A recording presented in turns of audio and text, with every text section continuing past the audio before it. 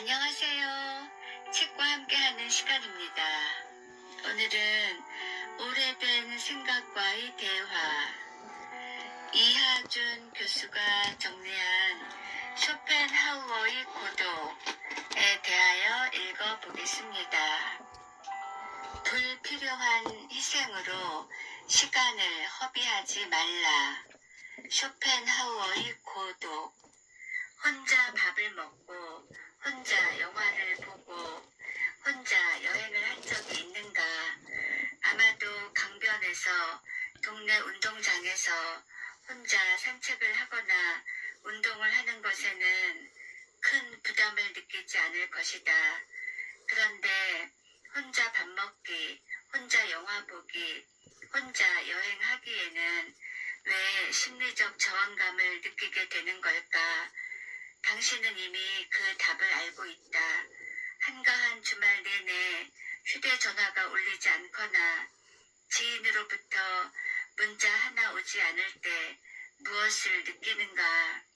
외로움, 고독감, 혹은 서러움? 아마도 당신은 보지도 않는 TV를 틀어놓은 적이 있을 것이다. 크리스마스를 어떻게 보낼지 걱정해 본 적도 있을 것이다. 그렇다면 당신은 혼자 있고 싶지 않은 것이다. 혼자 있다는 느낌에서 벗어나고 싶은 것이다.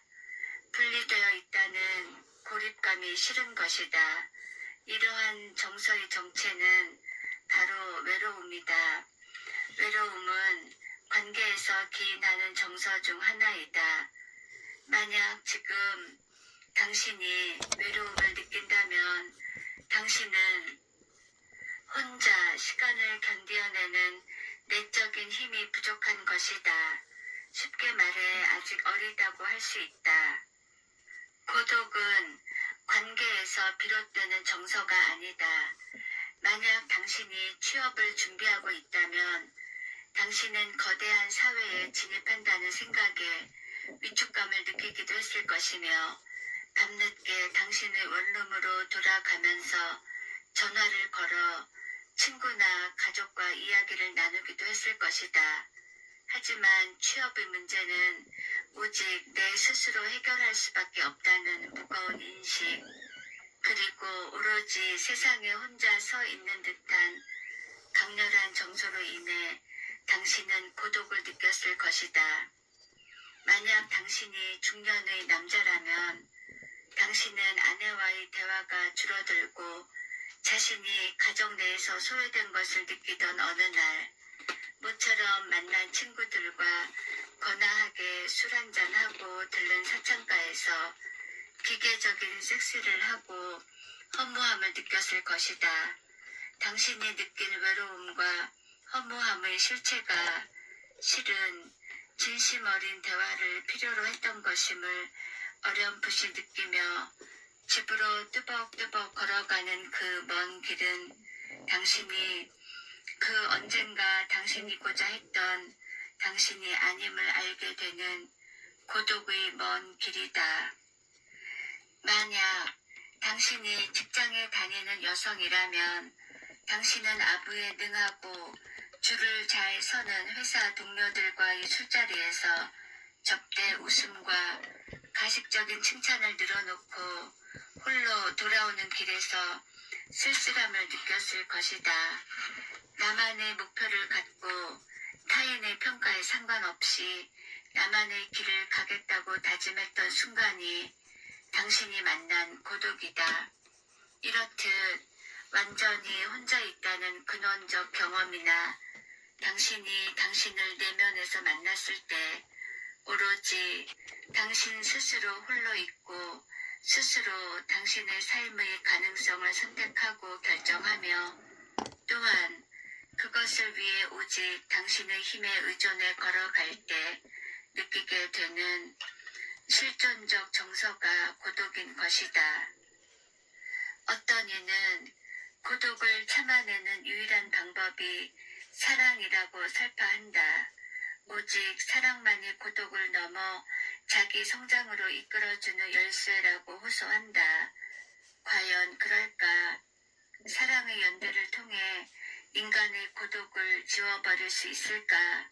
사랑이란 개별자들, 다시 말해 홀로인 나와 너가 만나는 것이다. 사랑을 하면 할수록 이렇게 외로워지는 건 이라는 흔한 유행가 가사처럼 우리는 사랑을 통해 감정의 일치감, 완전한 연대감을 느끼기도 하지만 동시에 개별성을 강하게 자각하기도 한다. 사랑하는 너를 통해 나를 보며 연결되어 있는 듯 하지만 끊어져 있는 나와 너를 확인하게 되는 존재론적 상황 역시 사랑의 한 순간인 것이다. 스티븐 달드리 감독이 연출한 영화 디 아워스는 사랑의 관계를 통해서도 고독의 문제를 극복하기 어렵다는 것을 보여준다. 여성주의 영화의 분위기를 띠고 있지만 자세히 들여다보면 사랑하는 남편과의 관계로도 극복될 수 없는 여성 자신의 내면의 고독을 다루고 있다. 영화에는 3명의 여성이 등장한다.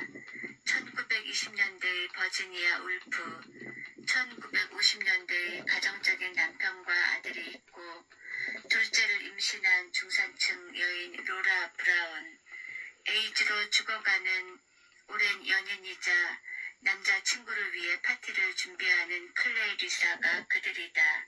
이 세 여인의 하루의 삶을 통해 보여주는 것은 사랑받고 사랑하는 것 같지만 삶 앞에서 결국 혼자라는 사실, 오롯이 혼자 감당해야 하는 여성 자신만의 고유한 우울, 고뇌, 그리고 고독한 정서이다.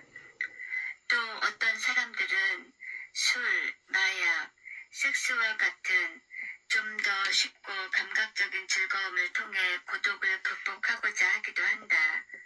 패배자라는 은어를 사용한 영화 숏버스는 섹스를 통해서도 극복할 수 없는 고독을 다루고 있다. 서로 죽도록 사랑하는 게이 커플도 이성의 부부도 결국 사랑과 섹스로도 해결할 수 없는 인간의 근원적 고독으로 인해 자살을 생각하고 만다. 영화 전편에 걸쳐 등장하는 섹스와 혼음의 장면들은 외로움과 고독을 벗어나려는 인간의 몸짓이며 감독의 의도를 보여주는 미장센일 뿐이다. 자유로운 대화와 탈일상의 성적 쾌락 속에서도 끝내 떨쳐내지 못한 공허와 고독이 이 영화의 주제이다. 다음부터는 쇼펜하우어의 말입니다. 고독은 이중의 이득을 가져온다. 첫째는 자기 자신과 함께 있을 수 있다는 것이고, 둘째는 타인과 함께 있지 않아도 된다는 것이다. 그런데 두 번째가 중요하다. 모든 교제에는 얼마나 많은 강제와 번거로움, 또한 위험까지도 따르는가를 잘 생각해보면 곧 알 수 있다. 그러므로 시간을 내어 고독을 가까이 하고 다시 고독을 사랑하게 된 사람은 금광을 얻는 것과 다름없는 이득을 본 셈이다.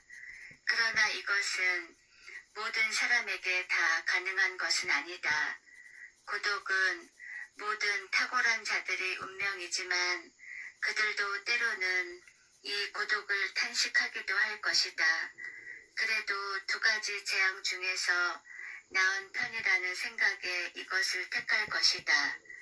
고독의 적막감을 오랫동안 감당할 수 없는 사람에게 충고하고 싶은 것은 젊을 때 인간에 대하여 반드시 느끼게 되는 불만감이 때때로 자신을 고독으로 몰아넣어도 자기 고독의 일부를 가지고 사회에 들어가는 습관을 가지라는 것이다.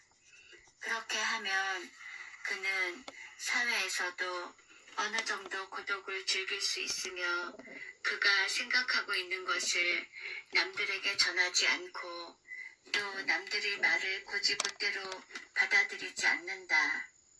그래서 도덕적으로나 지적으로 남의 말에 별로 많은 기대를 하지 않으며 남들의 견해에 대해 무관심한 태도를 취하게 된다. 이런 무관심이야말로 언제나 찬양할 만한 너그러움을 기르는데 가장 확실한 방법이 된다. 여기까지는 쇼펜하우어의 말을 인용했습니다. 두 영화와 쇼펜하우어가 우리에게 들려주고 싶었던 이야기는 무엇이었을까? 답은 간단하다. 고독을 마주보고 적극적으로 즐기라는 것이다. 만약 당신이 외로움에 떨고 있고 술로, 섹스로, 의미 없는 수다로 시간을 보내는 사람이라면 타인에 의해 의존해 살며 자신의 색깔도 빛을 잃어 퇴색해버리고 내면의 자유를 주저하는 사람이라면 어떨 것 같은가? 한순간도 홀로 있을 수 없다면 무엇을 할 수 있겠는가? 고독의 시간을 즐길 줄 알고 자신을 만나고 자신과 대화하는 사람만이 정서적으로나 정신적으로 독립할 수 있다. 하나의 고유한 색깔을 가진 영혼으로 태어날 수 있다. 쇼펜하우어는 그런 사람만이 조용한 평화와 안정을 누릴 수 있다고 말한다. 당신이 만약 홀로 걷는 오솔길에서 고독하지만 무엇인가 말할 수 없는 내면의 고유함과 안정감을 느낀다거나 홀로 있는 시간에 무엇인가를 골똘히 생각하며 가슴 밑에서 올라오는 따뜻한 기운과 풍요함을 감지한다면 바로 쇼펜하우어가 말하는 고독이 주는 행복과 마음의 평화를 경험한 것이라 할 수 있다. 그런데 쇼펜하우어는 고독을 즐기는 것은 아무나 할 수 없는 것이자 탁월한 자들의 운명으로 취급한다. 예수가 미션을 수행하기 전 광야에서 가진 절대 고독의 시간, 붓다가 깨달음을 얻기 위해 가진 정신 수행 속 절대 고독의 시간이 대표적인 예이다. 하지만 쇼펜하우어의 주장이 과도한 것이라고 생각하지 않는가? 고독은 위대한 정신의 소유자만 경험할 수 있는 것이 아니다. 자기 자신의 삶을 살고자 하는 사람, 하나의 독립된 정신으로 살고자 하는 사람이 통과하는 길일 뿐이다. 너 때문에, 부모님 때문에, 동료 때문에 라는 말을 입에 달고 사는 사람이나 사교와 인맥 관리에 정신이 팔린 사람, 특정한 신념의 노예가 된 사람들은 고독할 시간이 없다. 그런 사람들은 기껏해야 남의 영향 아래에서 살거나 잘 나가는 장사꾼이나 수완가가 될 뿐이다. 그런 사람들에게 성숙은 찾아오지 않는다. 그리고 그런 사람들의 행복은 언제나 불안하며 유리보다 쉽게 깨어지기 마련이다. 쇼펜하우어는 권고한다. 사교의 번거로움과 낭비를 피하고 당신의 고독을 즐기라고. 그리고 어쩌면 더 중요한 한마디, 사람들을 위한 불필요한 희생으로 시간을 허비하지 말고 당신의 고독 속으로 들어가라고. 정말 한 사람의 인간으로 살고자 한다면 당신의 고독을 사랑하라고 말이다. 권위와 타자에 대한 적절한 무관심은 관대함의 원천이 될 수 있고 그것은 당신의 고독 속에서 나온다고 말이다. 고우를 생각하지 않아도 좋다. 당신의 별을 보고 당신의 길을 걸으며 당신의 노래를 부르는 것, 그것이 고독을 즐기는 것이다. 그럴 때 당신은 누구 앞에서도 담대하고 어떤 경우에도 담담하게 대응할 수 있다. 고독을 즐기는 당신은 자신을 사랑하는 법을 아는 사람이다. 진주를 품은 조개처럼. 쇼펜하우어의 고독에 대하여 읽어보았습니다. 오늘 제가 목이 조금 안 좋았습니다. 오늘도 들어주셔서 감사합니다.